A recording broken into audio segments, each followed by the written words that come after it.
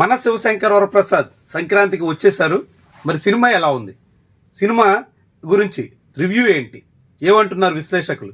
మనం నగేష్ మూర్తి గారు ఉన్నారు, ఆయనతో మాట్లాడదాం. నమస్కారం నగేష్ గారు. నమస్తే నగేష్ గారు, శివశంకర్ వరప్రసాద్ ప్రీమియర్ షో చూశారు, ఎట్లా ఉంది సినిమా, ఏమనిపించింది మీకు? వన్ వర్డ్ లో చెప్పాలంటే సినిమా సూపర్ హిట్. చిరంజీవి నుంచి ఫ్యాన్స్ కానీ ఇప్పుడు ఉన్నటువంటి ప్రేక్షకులు కానీ ఎలాంటి సినిమా కోరుకుంటున్నారో పూర్తిగా అనిల్ రావుపూడి జోనర్లో ఉన్నటువంటి సినిమా.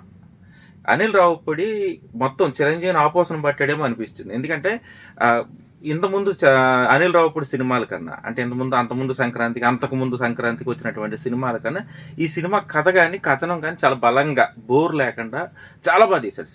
సినిమాని చాలా బాగా పట్టుకెళ్ళాడు. మొదటి నుంచి టేక్ ఆఫ్ దగ్గర నుంచి ఎండ్ వరకు బాగా తీసుకెళ్ళాడు. వెంకటేష్ వచ్చిన తర్వాత ఒక 2-3 నిమిషాలు ఏదో లైట్ బోర్ అనిపించినా మళ్ళీ వెంటనే స్టోరీని కథలోకి వెళ్ళిపోయాడు. ఎక్కడ బోర్ అనిపించలేదు, హోల్డ్ చేశాడు థియేటర్లో మొత్తం. అంటే సినిమా సంక్రాంతికి బ్లాక్ బాస్టర్ మూవీ, ఎందుకంటే సంక్రాంతి సినిమా ఇది, నో డౌట్ ఎట్ ఆల్. ఇంకా సినిమాలో చిరంజీవి ఎలా ఉండాలో అలా ఉన్నాడు.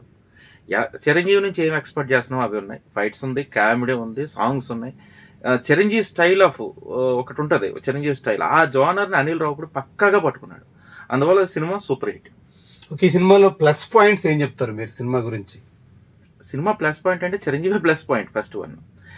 తర్వాత ఈ సినిమా ద్వారా ఒక ఇద్దరికి మంచి లైఫ్ వస్తుంది. ఒకటి భీమ్సీ సిసిరోలియా మ్యూజిక్ డైరెక్టర్. ఫస్ట్ 2-3 పాటలు విన్న తర్వాత నేను ఆడియో రిలీజ్ అయినప్పుడు పాటలు పెద్దగా లేవేమో అనుకున్నాను. ఎందుకంటే అంతకుముందు భీమ్స్ మ్యూజిక్ చూసిన తర్వాత ఆ రేంజ్లో నేను ఎక్స్పెక్ట్ చేసుకున్నాను. కానీ చిరంజీవి సినిమాకి సరిపడేమో అనుకున్నాను. కానీ సినిమాలో మ్యూజిక్ని ఎరగొట్టేశాడు, చాలా బాగా తీశాడు. పాటలు కూడా సినిమాలో బాగున్నాయి బయట కన్నా. ఇంకా ఫస్ట్ సాంగ్ హుక్ స్టెప్ అనే సాంగ్ ఆట సందీప్కి కూడా, వీళ్ళిద్దరికీ ఇంకా ఇండస్ట్రీలో ఒక కొత్త లైఫ్ వచ్చేసింది. ఇంకిద్దరు వెనక్కి తీసి చూసుకోక్కర్లేదు. అంటే సినిమా ఇండస్ట్రీకి ఒక మంచి కొరియోగ్రాఫర్ ఫర్ ఎవర్ దొరికేశాడు. ఇంకా భీమ్స్ అనే ఒక మ్యూజిక్ డైరెక్టర్ వెనక్కి చూసుకోక్కర్లేదు. ఇంకా సినిమాలో బలం ఏంటంటే కథనమే.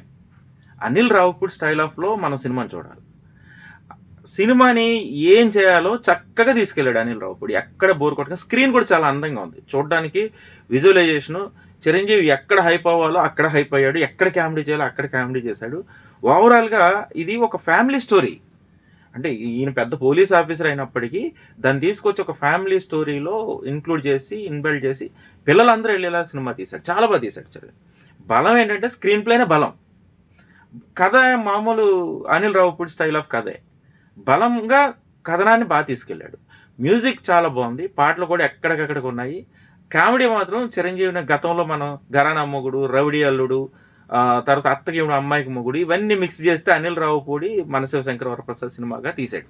అంటే కథలకు సంబంధం లేదు, చిరంజీవి నుంచి కామెడీ మనం ఆ రేంజ్లో ఎక్స్పెక్ట్ చేయొచ్చు. అయితే ఈ సినిమాలో కొన్ని మైనస్లు కూడా ఉన్నాయని చెప్తున్నారు. ముఖ్యంగా బీజిఎం సంబంధించినటువంటి విషయంలో రౌడీ అల్లుడు, గరణమౌడి ఇలాంటి బ్యాక్గ్రౌండ్ అంతా తీసుకొచ్చి ఆ పాటల ట్యూన్స్ని ఎక్కువ వాడడం వల్ల కొంత ప్రాబ్లం ఉందన్నట్టుగా చెప్పుకొస్తున్నారు. అవే హైలైట్స్ సినిమాకి. యాక్చువల్గా ఇప్పుడు ఒక పెద్ద మెగాస్టార్, ఒక స్టార్ హీరో నుంచి అంతకు మించి మనం ఏమి ఎక్స్పెక్ట్ చేయలేము, అంతకు మించి రావు. ఇప్పుడు స్టార్ హీరోస్ ఉన్నారండి, స్టార్ హీరోస్కి కొత్తగా క్రియేట్ చేయాలంటే చాలా నరకం. ఓకే, ఈ పాత స్టైల్లోనే మనం చూస్తుంటాం. చిరంజీవిని కానీ, రజనీకాంత్ని కానీ, ఇప్పుడు ఉన్న విజయ్ని కానీ, పవన్ కళ్యాణ్ కానీ, ఎన్టీఆర్ని కానీ, రామ్ చరణ్ కానీ, బన్నీని కానీ, వీళ్ళందరినీ ఒక స్టైల్లోనే చూస్తాం. కథ ఏదన్నా వచ్చి అద్భుతంగా హిట్ చేస్తే, పుష్పాలాంటి సినిమాలు వచ్చి హిట్ చేస్తే తప్ప పుష్పాలాంటి స్టోరీలు రానప్పుడు వాళ్ళ నుంచి ఒక స్టైలే. ఒక ఫైట్స్ ఏదైనా ఒకలాగే ఉంటాయి. మీకు 5-6 రకాల ఫైట్లు ఉంటాయి, 4-5 రకాల కథలు ఉంటాయి, 3-4 రకాల స్క్రీన్ ప్లేలు ఉంటాయి. మ్యూజిక్లో కూడా అంతే. అంతకు మించి ఎవడాకే ఉంటాయి, ఇన్స్ట్రుమెంట్స్ ఎన్ని ఉన్నా అవే కొట్టాల.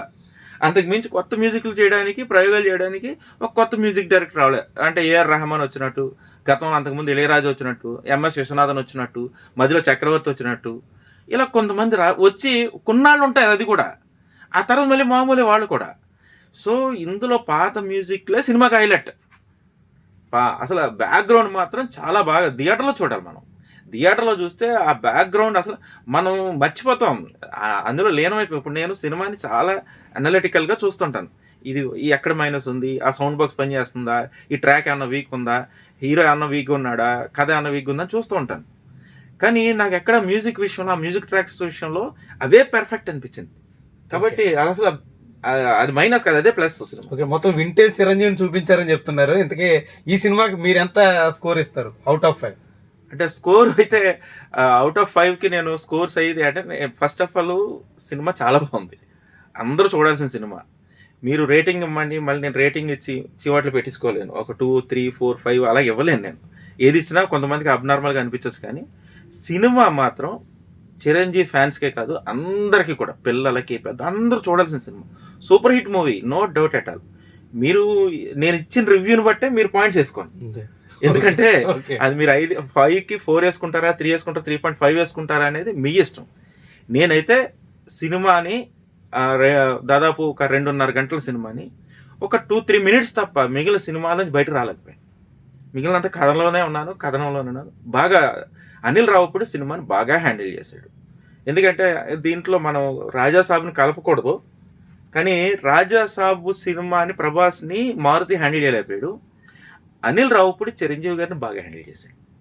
వెంకటేష్ ఎంట్రీ కావాలని పెట్టినట్టే ఉంది, కానీ సినిమాలో కొంచెం కలిపి కామెడీ చేసి కొంచెం ముందుకు తీసుకెళ్ళి అక్కడ ఒక 2-3 మినిట్స్ ల్యాగ్ ఉంది కదా, మిగిలినంతా అద్భుతంగా ఉంది సినిమా. ఎక్కడ సినిమాలో మైనస్లు ఎక్కడ నాకు కనబడలేదు. ఎందుకు కనబడలేదంటే చిరంజీవి సినిమా అలాగే ఉండాలి. ఇప్పుడు ఒక్కొక్కరి నుంచి ఒక్కొక్కలాంటి సినిమా ఎక్స్పెక్ట్ చేస్తాం. ఆ సినిమా అలాగే ఉండాలి, అలాగే ఉంది. ఫైట్స్ ఉన్నాయి, డ్యాన్సులు ఉన్నాయి, మ్యూజిక్ ఉంది, కామెడీ ఉంది, చిరంజీవి స్టైల్ ఆఫ్ టేకింగ్ ఉంది. చిరంజీవిని ఎంత స్టైల్గా చూడాలో అంత స్టైల్గా చూసాం. వింటేజ్ చిరంజీవిని చూసాం. కొత్తగా స్టోరీ కొత్తదా పాతదా అనేది కదా అసలు. మనం అదొక ఫ్యామిలీ స్టోరీ ఎలా ఉంటుంది, అందరిలాగే ఉంటుంది, కానీ కథనం దాన్ని హ్యాండిల్ చేసిన విధానం, రిచ్నెస్ అంతా చాలా బాగుంది. Thank you. ఇది మొత్తంగా ఫ్యామిలీ ఎంటర్టైనర్ గా చిరంజీవి ఈ సంక్రాంతికి మంచి హిట్ కొట్టినట్టుగా, అనిల్ రావుపూడి తన సంక్రాంతి హిట్స్ కొనసాగించినట్టుగా విశ్లేషకుల అభిప్రాయం. Thank you.